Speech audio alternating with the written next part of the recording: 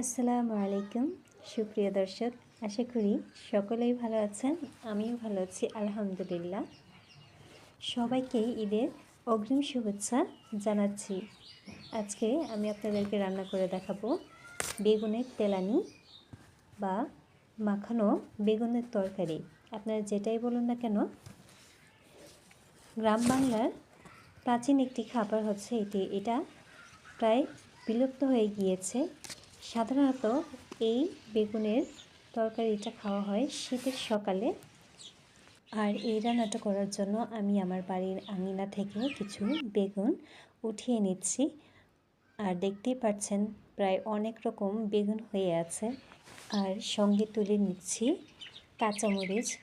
কাঁচামরিচের রঙটা অনেক সুন্দর, কালো কালো আর খুব ঝাল আর সুঘ্রাণযুক্ত।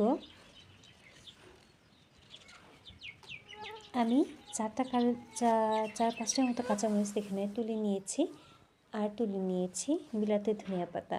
সাধারণত এখানে নর্মাল ধনিয়া পাতা ইউজ হয়, যেহেতু এটা সিজন প্রায় চলে গিয়েছে আর আমার হাতের কাছে নেই, তার জন্য আমি বিলাতি ধনিয়া পাতাই এখানে ব্যবহার করেছি।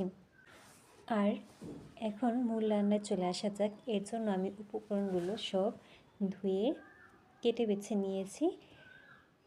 আমি প্রথমে লবণ হলুদ নিয়েছি পরিমাণ মতো, সরিষা পোস্ত কাঁচামরিচ পেঁয়াজ নিয়েছি। আর এখানে আমি বেগুন ধনিয়া পাতা কাঁচামরিচ পেঁয়াজ ঠিক এইভাবে কেটে নিয়েছি। আর এখন আমি পোস্ত সরিষা পেঁয়াজ আর কাঁচামরিচ ভালো করে বেটে নেব। সাধারণত এই রান্নাটা এইভাবে মশলাটা বেটে নেওয়াই হয়। আর খুব মিহি করে মশলাটা বেটে নিতে হবে। এই তো আমি সুন্দর করে মিহি করে বেটে নিয়েছি। এখন আমি উঠিয়ে নিব। উঠিয়ে নিয়ে আমি রান্নার পরবর্তী ধাপে চলে যাব। আর এই তো আমি উঠিয়ে নিয়েছি। আর এখন আমি একটা নিব ছোট দেখে একটা কড়াই, যাতে করে বেগুনগুলো ভালো করে এখানে এসে পড়ে। এই তো ফালি করে কাটা বেগুনগুলো আমি এখানে দিয়ে দিব। তারপর দিয়ে দিব হাফ মুন করে কাটা পেঁয়াজটা খেয়াল রাখবেন এভাবে কাটতে হবে। এখন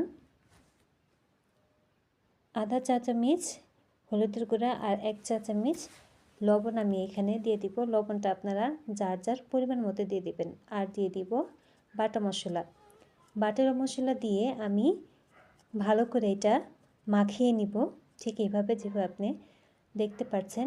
আর এখন দিয়ে দিব রান্নার মূল উপকরণ খাঁটি সরিষার তেল।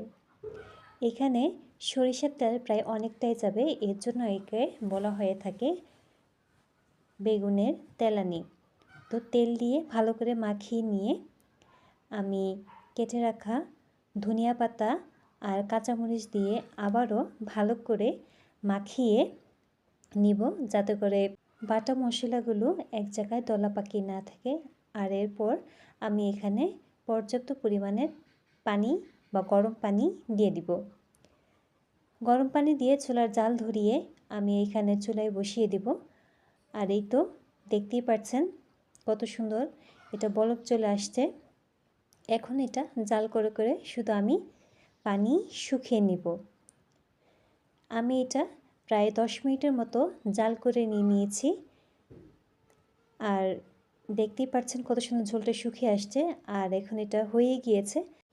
এখন আমি আপনাদেরকে এটা নামিয়ে পরিবেশন করে দেখাচ্ছি।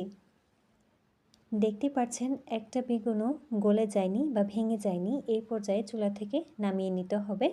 ঝোলটাও বেশ ভালোই হয়েছে, একদম ঘনও না আবার একদম পাতলাও না, দেখতে পাচ্ছেন।